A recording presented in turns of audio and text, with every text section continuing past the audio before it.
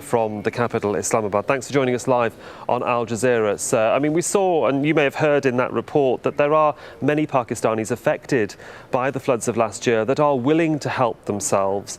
But in terms of, say, the 20 million that were displaced and affected, percentage-wise, how many would you say have been helped by aid agencies? Well, it's a bit difficult to give a percentage, but what I can tell you is that the United Nations in Pakistan played a major role in responding to the massive floods of last year. Overall, the UN made an appeal of 1.9 billion US dollar and managed to secure about 70% of the resources that were required. Now, what is important to underline is that this has been by all means the biggest appeal of the United Nations in any disaster in the world ever.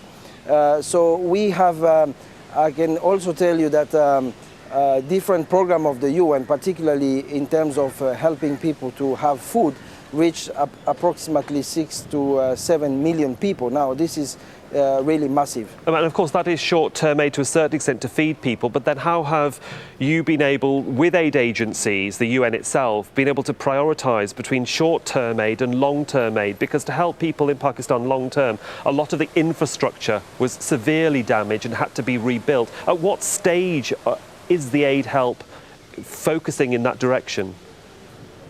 Yes, two things to be underlined here. One is that, of course, like an agency like UNDP, we are the lead agency on early recovery. And we have our own program, which is for approximately 120 million US dollar. And we've been helping thousands of people in affected districts. However, what is important to say is that we have been working very much hand in hand with the government of Pakistan and with the provincial governments to support the communities in doing cash for work, in reconstructing some of the houses. UNDP, for example, is reconstructing houses for approximately 4,000 people. Now, this will seem a small number compared to the overall numbers.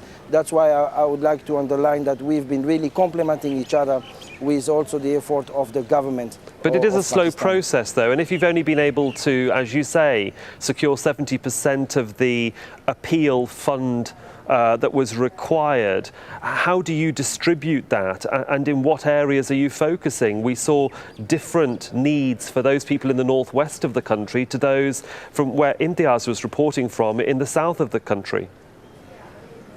Yes, that's right. I mean, from the beginning of this crisis, the UNDP and other UN agencies, we have focused on supporting people in 39 most affected districts.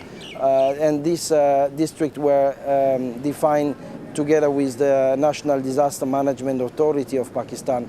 So, and again, across all the regions, the 4 main regions that were affected.